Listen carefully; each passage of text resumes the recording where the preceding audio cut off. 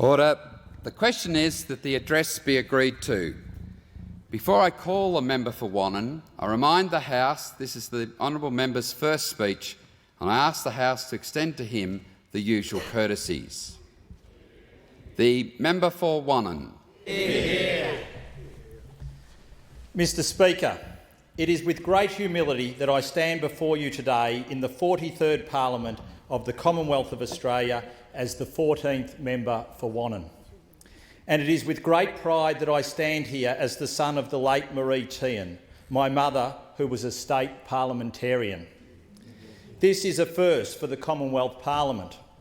In Australian political history, there has never been a member of this great chamber whose mother was also a parliamentarian. My late mother Marie was and remains a great inspiration to me. Not only was she before all else a wonderful, loving mother, but she was also an inspirational role model. She was a loving wife, devoted grandmother, and brought up 6 children, and it is fantastic to have my sister Catherine and brothers James and Dave in the gallery today.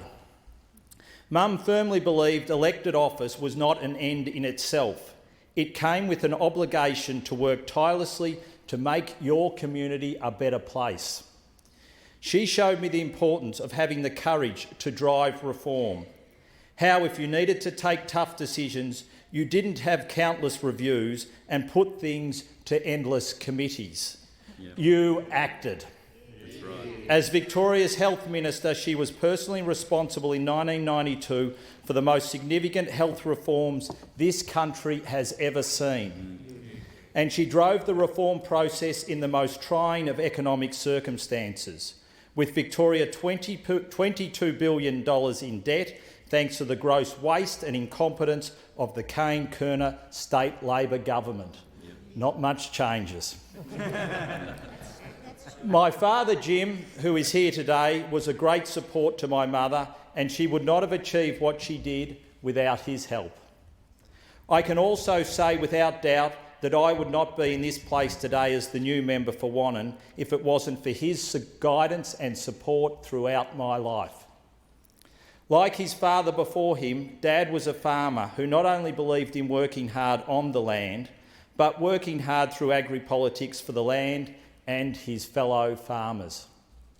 Like Mum, he always found the time for his children, driving me countless miles every winter and summer so I could play country football and cricket.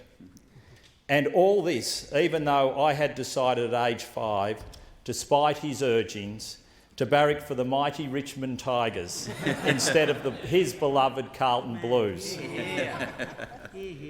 More than anything though, Dad taught me the value of hard work. At any opportunity, he put us to work on the farm, whether it was as a young boy driving the Land Rover while he fed sheep oats from the back, sweeping the woolshed board after school during shearing time, or 5 a.m. starts during summer holidays to help with dipping. We were always expected to put in. When we left school, all of us returned to the farm to work for a year. This was a form of exchange. The farm had given us the opportunity to go to boarding school, therefore we should give something back to the farm. Mr Speaker, I don't think I could have been more blessed than growing up in a large, loving family in the country. It moulded my perspective on life and the beliefs which will always inspire and guide me. It taught me that above all else, those who aspire and claim to govern in the national interest should encourage and reward those who are willing to be enterprising, work hard and have a go at life, no matter where they live. It taught me that what was good for the country was good for the nation. Mr Speaker, the electorate of Wannon is named after the river that runs through it. It is a federation electorate and its last 2 members have been Prime Minister Malcolm Fraser, who saved our great nation from Gough Whitlam, and former Speaker David Hawker, to whom, along with his wife Penny, I owe a great debt of gratitude for their encouragement and support. As I stand here this evening, there is not a more beautiful place in the world to live than the electorate of Wannon. Whether it Whether it be the yellow canola crops blending with the red gums lakes and rivers, the majestic backdrop of the Grampians, or the fields of rich green pasture running into the rugged coastal shoreline, its breathtaking scenery is superior to any other vista you could find across the world. It is little wonder that after having travelled most of southeastern Australia, so taken with it was the early explorer Thomas Mitchell that he called it Australia Felix, fortunate Australia. The Wannon electorate is diverse and home to wonderful people with outstanding community spirit. Our largest town of Warrnambool is home to 32,000 residents and the famous May races, with the other 300 or more towns ranging in population from 12,000 to less than 10. The towns include many businesses servicing the mighty Western District agricultural industry, a host of firms including education, financial, legal and tourism enterprises. They are surrounded by Australia's largest dairy region, its largest wool growing region, ever expanding cropping land and vineyards. And this agriculture and services mix is supported by industry, including mining, meat and dairy processing, timber and engineering for renewable energy infrastructure. During my campaign for the seat, I set out clearly what I hope to achieve locally as the member for Wannon. Greater federal funding for our crumbling road infrastructure, better health services, including a much-needed Medicare-funded MRI licence for South West Victoria, employment rules that encourage our young people to work instead of putting barriers in the way, changes to the independent youth allowance so we can begin to address the alarming decline in country students accessing tertiary education, and real and practical action to support our local environment. I am deeply honoured and humbled that the electors of Wannon saw fit to make me their representative, to be their voice in the National Parliament. With their help, I now set about the task of honouring my commitment to fight for what Wannon needs, to ensure that this government delivers services on a needs basis for all Australians, no matter where they live, highlighting that what is good for Wannon is good for the nation. Mr Speaker, I would not be here today if it wasn't for the Liberal Party.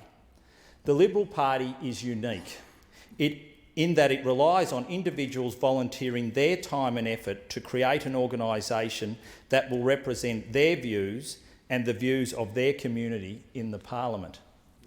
In Wannon, the Liberal Party has more than 1,000 members, and one of the things that greatly inspired me as I campaigned across the electorate was witnessing how much our local members gave to and engaged with our local communities.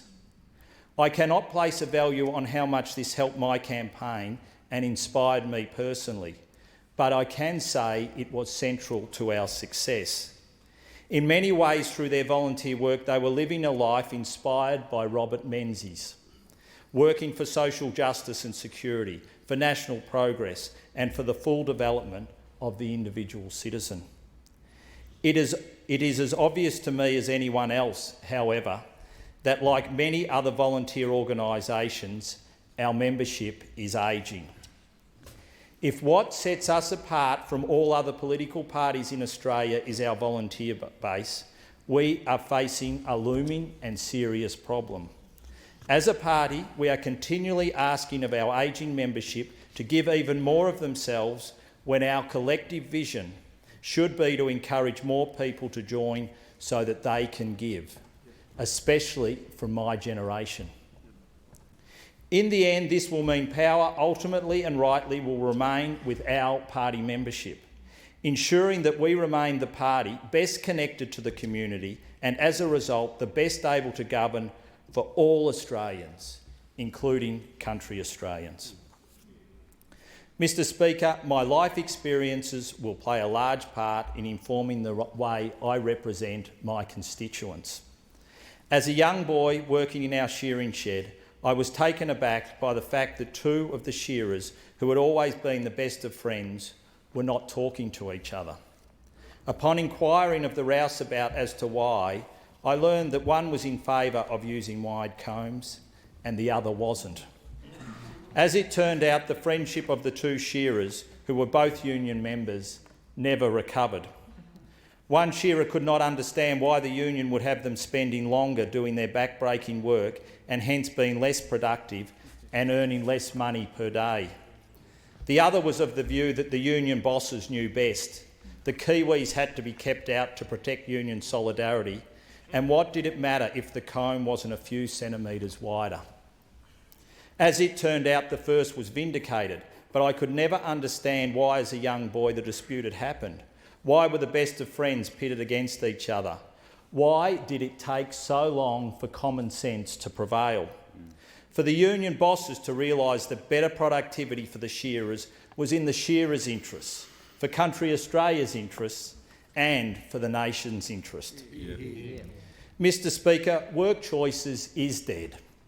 One of the most effective union propaganda campaigns ever seen, and Julia Gillard's regulatory zeal has seen to it. The regulatory zeal has had consequences, however. Take the 3-hour minimum provision. When country kids in my electorate can no longer do their paper round before school, when dairy farmers can no longer get a break from their morning milking, and 6 kids get the sack from working after school in a hardware store because of this re-regulation, something is wrong in Wannon and therefore in the nation, and there is a need to act. Yeah. When Julia Gillard told 2 young students in my electorate she would act. She said she would, and with one stroke of the pen through a ministerial directive to so-called Fair Work Australia, she could have. But it seems the bosses of the Shop Distributive and Allied Employees Union spoke, and 2 courageous young Australians, Matthew Spencer and Letitia Harrison, were left hung out to dry. Mr Speaker, I want to take this opportunity to put to the Prime Minister 3 simple questions. Why are you siding with union bosses and supporting rules that mean young Australians in my electorate stay at home playing on their PlayStations rather than encouraging them to work? Why won't you act in a way that allows all Australians, including country students, to work if they want to? Why can't you see that what is good for country students in my electorate is good for the nation? Mr Speaker, with Australia in the grips of a mining boom, employment flexibility has never been more vital to businesses directly competing with the mining sector for employment. And Australia's young might never again have the opportunity like this to get the best start to their adult life by getting a job. As the workforce was deregulated, youth unemployment over the period of the Howard government went from 28% to 17.4%, and long-term unemployment went from 27% to 15%. What happens with these 2 key statistics in the future will be an important social justice indicator of Julia Gillard's re-regulation of the workplace. Mr Speaker, working as a diplomat, I was fortunate enough to represent our great nation in Mexico, Central America and Cuba.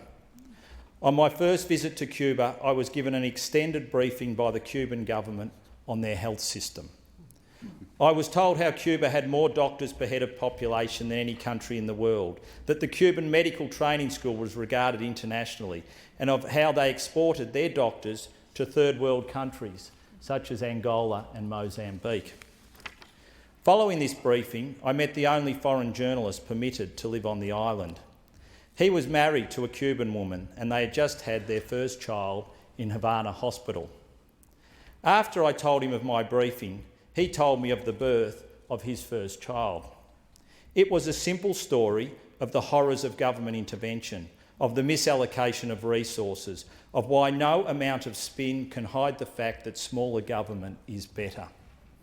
He told me how he and his wife took to the birth of their first child at Havana Hospital toilet paper, bed linen and a light bulb. Mr Speaker, when government decides to legislate, it always needs to make use of every available means to think through the consequences of its actions and stop and think whether it should act at all. Nowhere is this more apparent today than in the ways this government develops policy. allowing state bureaucracies to allocate BER resources rather than school councils and principals, and allowing a community group in my electorate, Peter's Project, who want to build an integrated cancer centre, only 2 months to put together a detailed and technical proposal for funding, is to me Cuban-style decision-making. Less stark but equally relevant is a policy that has left a large footprint in my electorate of Wannon. Managed investment schemes, or MIS, were designed to provide incentives primarily for investment into forestry. Unfortunately, the incentive that was provided was directed at the corporate tax break and not at sustaining production in timber over a period of time. While initially providing a flow of investment, MIS soon became MIPS, a managed investment Ponzi scheme, leaving many in my local communities to ask why the long-term impacts of the scheme weren't considered when it was developed. With MIS companies now insolvent, banks having no confidence to lend to the scheme, leading CEOs calling for it to be axed, and timbered land in prime food and fibre production areas lying unproductively dormant, now is the time for us to act. MIS, which unfairly pits small business, our family farmers, against large corporates and gives the corporates a tax advantage when it comes to purchasing land, is not what I consider good Liberal policy. It needs to go and an alternative found to encourage long-term investment in forestry. Mr Speaker, education is a key reason I am standing here today, and nothing saddens me more than the growing gap between country students who access a tertiary education and their city cousins. The whole system of financial support that helps rural and regional students access a tertiary education needs to be reviewed. The growing gap needs to be reversed as a matter of urgency. As a country student, I was lucky. I had a farm to work on for 12 months before I went to university and during school holidays. I was able to take a year off in the middle of my degree to work as a farmhand in Denmark. And even though I worked 3 nights a week in a bar, I had parents who could help in supporting me when I did my master's degree in the United Kingdom. My international relations degree was insightful in 2 ways. Firstly, by studying international political theory, I was able to understand the philosophical antecedents of the parties in this place. The influence of Burke and Mill has been proudly and well documented on this side. But what of our dear friends opposite? They seem to have lost their way. We must never forget that they are born out of Marx, even if they would try and have us forget. And we should also remember that they have done a deal with the Greens, the party that uses the environment as a guise, the party of Nietzsche, who want to trash modernity and religion in the hope that this will lead dangerously to a complete re-evaluation of our traditional values. Mr Speaker, the second lesson I learned is that globalisation will continue to impact on our society in ways which will continue to challenge us. And how we respond to those challenges as Liberals will in many ways determine the economic future of our children. Over the long term, you cannot regulate or play defence against globalisation. The capital and labour markets of the world will eventually just pass you by to your detriment.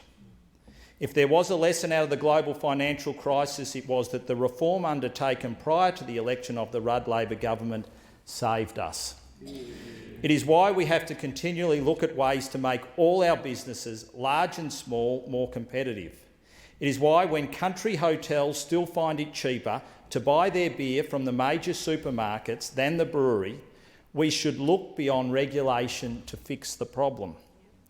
We should look at our tax system, including company tax, to help small business compete against such anti-competitive behaviour. Mr Speaker, it is why we should never buy into the concept of fair trade. You are either for trade liberalisation or for trade protectionism. Granted, we have to ensure when liberalising that it is done in a way that maximises our competitive advantage. That isn't fair trade, That's negotiating cleverly. As a nation that is reliant on our trade in mineral resources, agricultural and services, we have far more to lose from trade protectionism than nearly any other country in the world. Mr Speaker, in dealing with globalisation, all our children, both country and city, will need the tools to compete. It is why I want to ensure that those country students who want to access tertiary studies can afford to do so. They should be able to access tertiary education, the great enabler.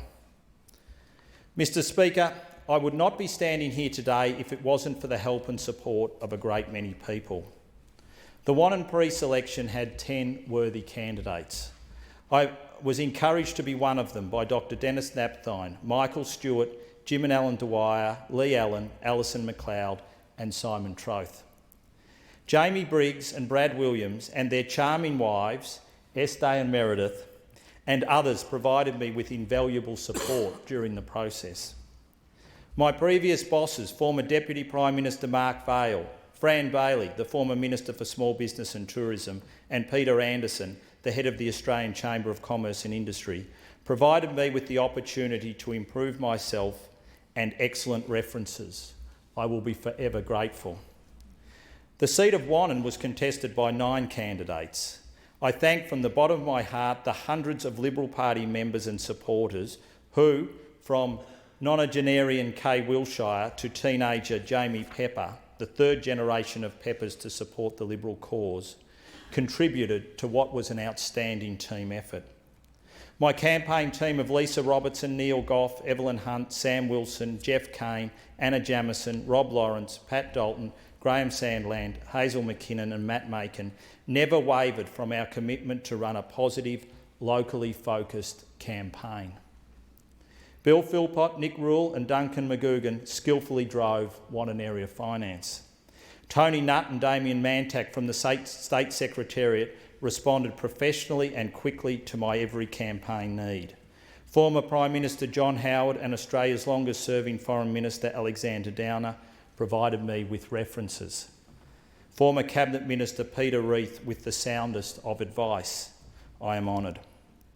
My friends, many of whom are here in the gallery, did what friends do best.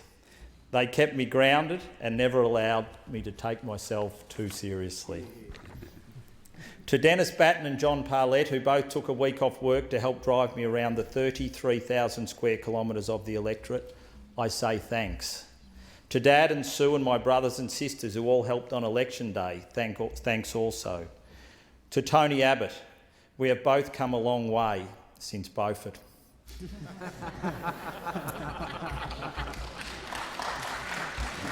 To the 8 members of the Shadow Ministry who visited, thanks for showing through your actions that you care about Wannon and rural Australia.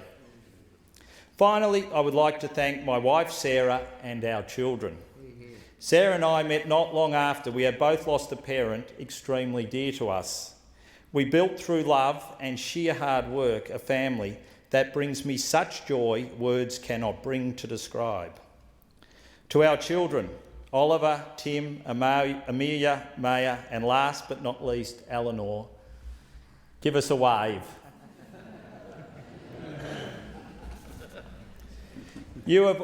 You have all had to make large sacrifices so I can be here today.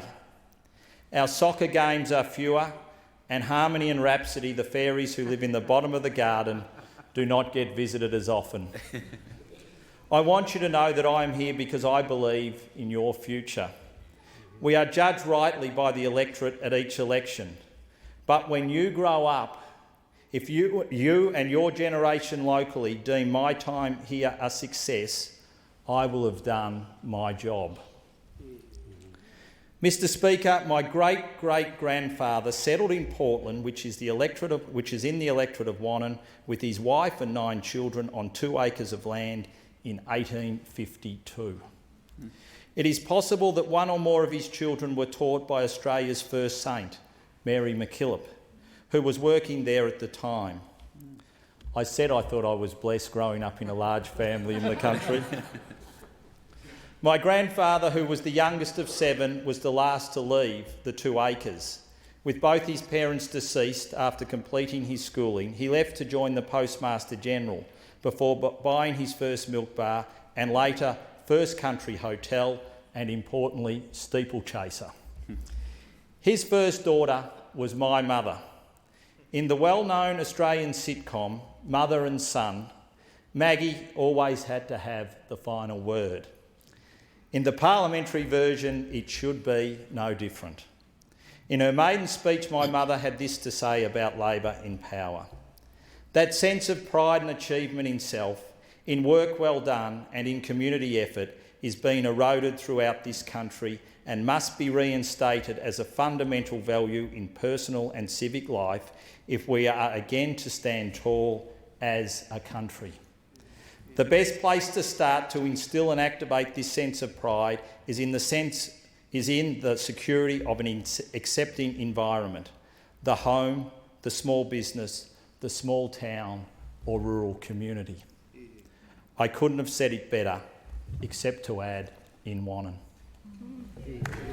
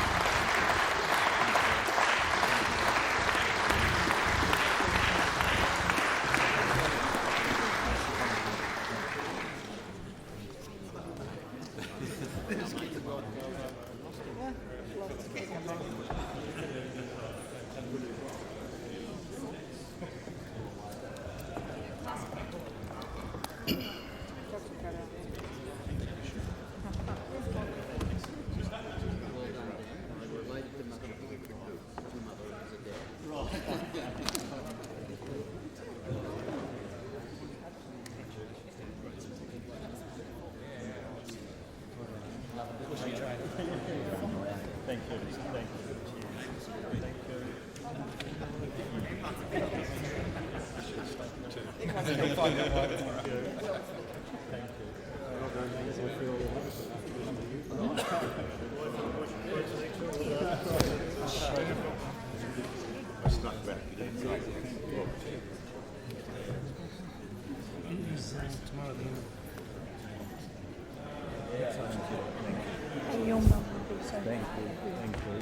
All the best. I wish you lovely spring.